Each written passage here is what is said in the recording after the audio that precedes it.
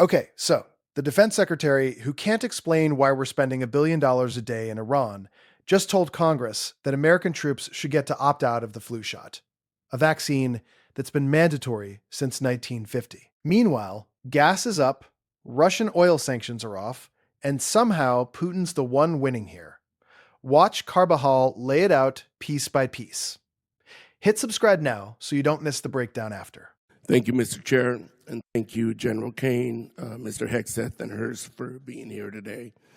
I associate myself with the comments of Ranking Member Smith and Mr. Garamendi, so that I won't repeat a lot of what has been said. Mr. Hegseth, I recently realized that we have something in common. I'm also a fan of Pulp Fiction. And no, the movie is not an accurate portrayal of the Bible. You know what I'm talking about. This president and his administration have claimed to be the most transparent of all time. With that in mind, I'd love to get some straightforward answers today. Some estimates show that the Trump administration's war of choice in Iran is costing taxpayers around $1 billion every day. In addition to spending taxpayer money on a war they don't want, it is also driving up costs. The cost of gas, while the cost of living is skyrocketing under this administration's policies.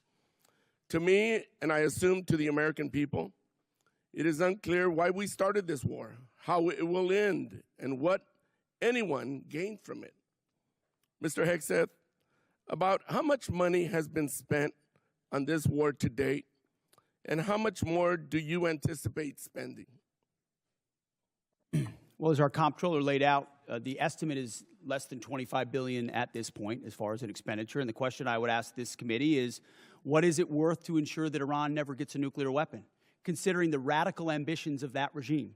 I mean, almost every member of this dais at some point has said, whether it was Thank you for your answer. I'll proceed to my next question. Thank you for your answer. President Trump is the one that's willing to make sure it doesn't happen. Supposedly, we had taken care of the nuclear capability last time around. And now this war, we're at it again, because obviously we said we did, but we did it. In a way that we know, the United States military can do. I want to reclaim my time. We know that the cost of oil and gas has gone up as a direct result of this war, and the American people are feeling that pain at the pump. In an attempt to alleviate the high price of gas caused directly by this president, he lifted sanctions on Russian oil. The way I see it, this is a massive gift to Putin and Russia's struggling economy. Mr. Hegseth, is there any concern that easing sanctions against Russia will allow Putin to continue funding Russia's illegal war against Ukraine? Well, we've seen Russia's and Putin's inability to make effective battlefield gains, just like their inability to defend the Maduro regime with the billions of dollars of systems the Russians sent to Venezuela in order to defend him, which were defeated in 15 minutes. So Russia's military capabilities are no match for ours. And you don't believe easing the sanctions is helping Russia? Well, we have the best energy team in the planet at it's just a yes or no. White House. We're going to ensure that this is not deja vu. It's a simple yes or no. I understand the energy dominance that this administration has unleashed. All right, well, I'll proceed to my next question. Strategy. Last week, it was announced that the Department of Defense is no longer requiring service members to get their annual flu shot. Now, this is an easy one for you. It's a softball. Don't screw it up. The rationale was to, and I quote, restore freedom to our joint force. This has been a requirement since 1950 because it is an effective at preventing the spread of flu among our troops. It's not some new woke requirement, as you like to lean on for much of your rhetoric. This decision is actively making our military less safe and less prepared. Mr. Hegseth, at this time, are there plans to remove the mandatory requirement of other vaccinations like measles, mumps, and polio? We made very clear in our announcement that it applies to service members having a choice as it pertains to the flu vaccine. Don't you think that's a little reckless? No, I think allowing well-informed Americans who serve our country to make a choice is not reckless. And commanders will still have latitude, say, for a submarine or something else, to make a decision for a unit about whether it could be mandatory in a particular circumstance. But overall, our troops have earned the right to be able to choose about something like that related to their health. Mr. Hegseth, I stand by what I said last time you were here. You were incompetent then, you're incompetent now, and you're the gift that keeps on giving when it comes to incompetence. With that, Mr. Chairman, I yield. All right, so let's actually unpack what we just watched, because there's a lot in this clip, and most of it Hegseth tried to wave away with one word: freedom. Let's start with the money, because the numbers in this hearing are honestly insane when you stack them up. So here are the numbers Carbajal put on the table. Roughly $1 billion a day. That's the estimate for what the Iran intervention is costing American taxpayers. Hegseth's answer? Less than $25 billion to date. Cool. That's still $25 billion on a war this administration hasn't explained, hasn't justified, and hasn't put before Congress for a formal vote. And then to bring down gas prices, what does the White House do? Lifts sanctions on Russian oil to flood the market. So Putin's economy gets a lifeline, his war on Ukraine gets fresh funding, American drivers still pay more at the pump. And somehow we're calling this energy dominance. That's not strategy.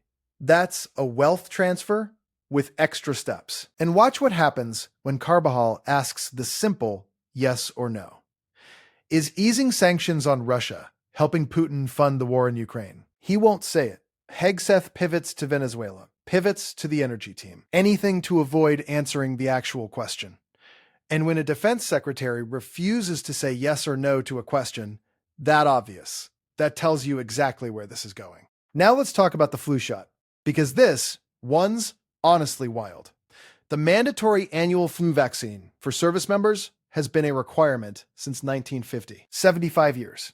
It exists because the military lives, sleeps, trains, and deploys in close quarters, and one sick recruit can take down an entire unit. That's not woke ideology. That's basic biology. The Pentagon scrapped it last week in the name of, quote, restoring freedom to the joint force. Translation: a public health policy that's worked since the Korean War is now politically inconvenient. And Carbajal asks the obvious follow-up. Are measles next? Mumps? Polio? Hegseth dodges. Says the new policy only applies to the flu vaccine. For now, that's the part that should bother you. Because the logic Hegseth used, well-informed Americans making their own personal choice. That logic doesn't stop at the flu shot.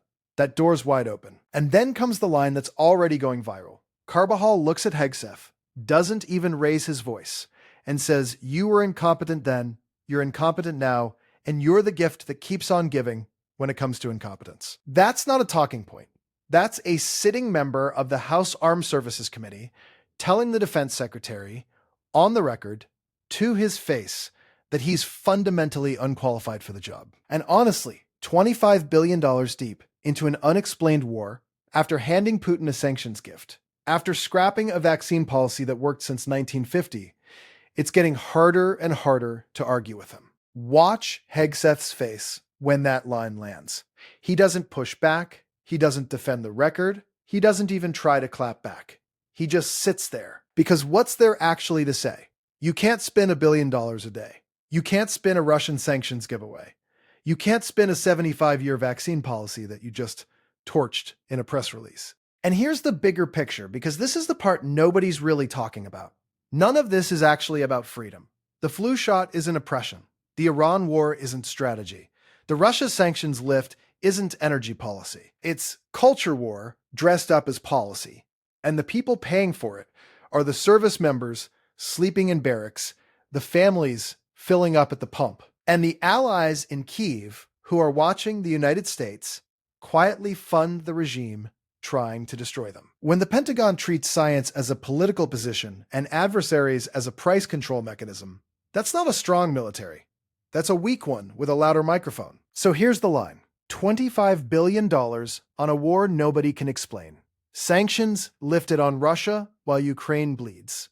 A 75-year flu mandate gone overnight. A defense secretary who can't answer yes or no on any of it. That's the record. That's the receipt. If this breakdown helped you see what's actually going on, hit like, subscribe, share this with someone who needs the full picture. I'll see you in the next one.